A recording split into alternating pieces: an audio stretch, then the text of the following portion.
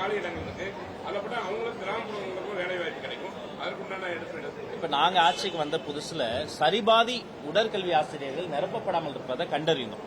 நானும் மாண்புமிகு விளையாட்டுத்துறை அமைச்சர் மற்றும் பொதுப்பணித்துறை அமைச்சரும் கலந்து பேசி ஒரு ஆய்வு செய்தப்பதான் சரி தெரியுது, கிட்டத்தட்ட சரிபாதி பிடி டீச்சர்ஸே போடல.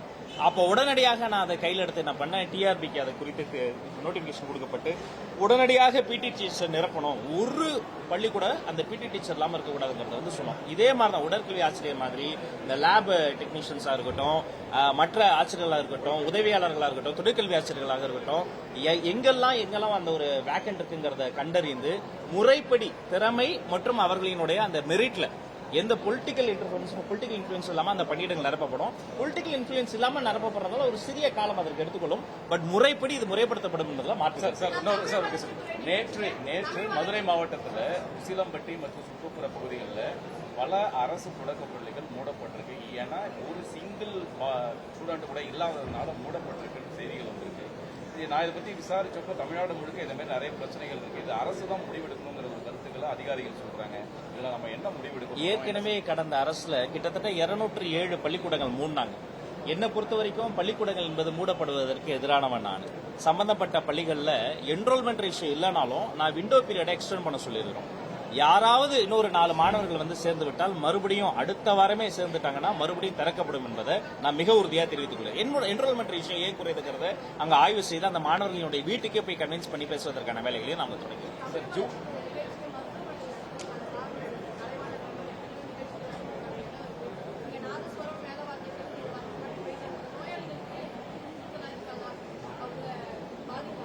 அறிவியல் தமிழ் மாதிரி அறிவியல் தமிழ்னு சொல்லுகிற பொழுது இது மருத்துவத்துறையினுடைய கட்டற்ற கலைக்களஞ்சியத்தை உருவாக்கியவர் மனைவி முஸ்தபா.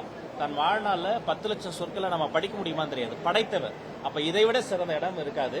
இது மாதிரி மருத்துவ பயனாளர்களுக்கு யாராவது தொந்தரவு ஏதாவது இருந்தா நான் வருத்தம் கூட தெரிவிச்சுக்கிறேன். அடுத்த முறை இந்த மாதிரிலாம் பண்ணாதீங்க. அது வந்து சாக்கு சொல்லி பண்ணக்கூடாது. தயவு செய்து இந்த பட்டாசு போறது மேலதெல்லாம் அறவே தவிர்த்துருங்க. நான் வந்தபோது அப்படி எதுவும் இல்லை. ஒருவேளை நான் வரதுக்கு முன்னாடி பண்ணிருந்தா கூட அது தவிர அது நான் உடனே அதை எல்லாமே இனிமே அடுத்த விழாக்கள் அது மாதிரி பண்ணாதீங்க. சென்னையில அரசு பள்ளி மாணவி மாதவிடாய் பிரச்சனையில வெளியே நிக்க வச்சாங்கன்னு. ஆமா, நீங்க அறிக்கை கேட்டிருக்கேன், நடவடிக்கை எடுக்கப்படும் சொல்லியிருந்தீங்க. 20 நாள் ஆயிருக்கு. நம்ம ஏதாவது நடவடிக்கை இல்ல, நான் விசாரிச்சேன். அந்த விஷயம் என்னன்னா அது ஒரு தொடர்பாடல் பிரச்சனை தான், மிஸ்கம்யூனிகேஷன் தான். அந்த குழந்தையினுடைய அது குழந்தை வீட்டுக்கு போகணும்னு ஆசைப்பட்டிருக்கிறாங்க. நான் வீட்டுக்கே போறேன். அப்ப வீட்டுக்கு தொடர்பு கொண்ட பிறகு அவங்க உடனடியா வரல. அப்ப அந்த குழந்தை தான் அந்த குழந்தை அந்த பெற்றோர் அது வந்து திட்டமிட்டு அவங்க அந்த ஆசிரியர் வந்து வெளியெல்லாம் நிறுத்தல. அதனால அது ஒரு தொடர்பாடல் பிரச்சனை தான். அதுல வந்து அந்த துறை மீதோ அந்த ஆசிரியர் மீதோ பெரிய நடவடிக்கை வந்து தேவையற்றது. சிறப்பு ஸ்பெஷல் சைல்டுக்கு அந்த டாய்லெட் ஃபெசிலிட்டி சிலிண்டர் விஷயம் ஏற்கனவே கிட்டத்தட்ட 70 கோடி ஒதுக்கி இந்த கழிப்பறைகளை மேம்படுத்த சொல்லியிருக்கேன். அதுக்கு ஒரு ரிவ்யூ போறேன். ஒரு மாசத்துல என்னாச்சு, ஒரு ஆண்டுல என்னாச்சு அப்படிங்கறத ரிவ்யூ போறேன். இனி எங்க வேணாலும் முன்னறிவிப்பின்றி நிச்சயமாக எப்ப வேணாலும் அங்க வந்து நான் வந்து ஆய்வுக்கு வருவேன். எனவே இந்த கழிப்பறை தான் நான் உள்ள நுழைஞ்சோடனே பார்ப்பேன். எந்த பள்ளிக்கூடமா இருந்தாலும் இந்த கழிப்பறை விஷயத்துல நோ காம்ப்ரமைஸ். உடனடியாக நம்மளோட ஐஏஎஸ் ஐபிஎஸ் மீட்டிங் நடந்தது. அப்போ கூட முதல்வரோட அனுமதியோட நான் இடைமறித்து எல்லா கலெக்டர்ஸ் கிட்டையும் நான் ஒரு ரெக்வஸ்ட் வச்சேன். நீங்க ஃபர்ஸ்ட் போய் பார்க்க வேண்டியமே இடமே கழிப்பறை தான். இதெல்லாம் போய் நான் பார்க்கணுமா நினைக்காதீங்க, இதை தான் நான் பார்க்கணும்னு நினைச்சேன். இல்ல என்ன ஏன் இல்லைங்க பேசுங்க. சரியா?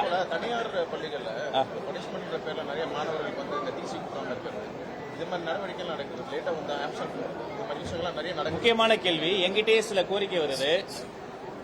கட்டணம்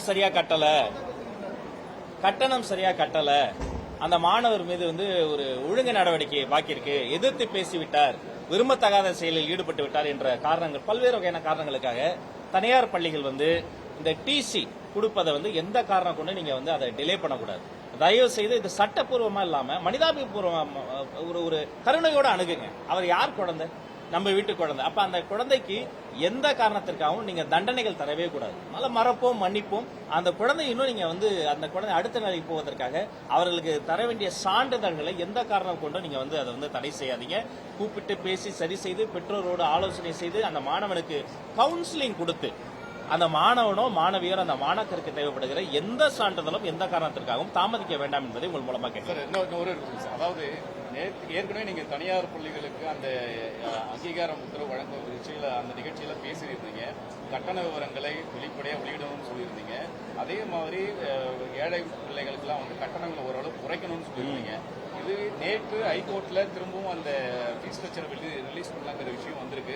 கண்டிப்பா வெளியிடணும்னு சொல்லியிருக்காங்க. உங்களுடைய உத்தரவை அந்த வேண்டுகோளை நீதிமன்றம் என்ன சொல்லியிருக்கு? கண்டிப்பா ரிலீஸ் பண்ணணும்னு சொல்லியிருக்காங்க. அப்ப நான் சரியா தானே சிந்திச்சிருக்கேன். நீதிமன்றமே சொல்லிருச்சு, நானும் சொல்லியிருக்கிறேன். இதற்கு மேலே அவங்க டிரான்ஸ்பரண்டா ஃபீஸ் ஸ்ட்ரக்சர் தான் போடலன்னா அஸ்திரம் பாயும். அதனால கட்டாயமா அவங்க வெளியிடுங்கிறது மீண்டும் வலியுறுத்தி. ஸ்ட்ரக்சர் குறைக்கணும்னு நீ வேண்டுகோள் விடுத்தீங்க. எந்த பள்ளிகளும் முன் வரல சார். இல்ல அதான் சொல்லியிருக்கேன். நீதிமன்றமும் சொல்லிருச்சு, மாண்புமிகு அமைச்சரும் சொல்லியிருக்கிறோம். இதுக்கப்புறம் செயல்பட வேண்டியது அவங்க தான். அப்படி செயல்படலன்னா பாருங்க நடவடிக்கை. நன்றி.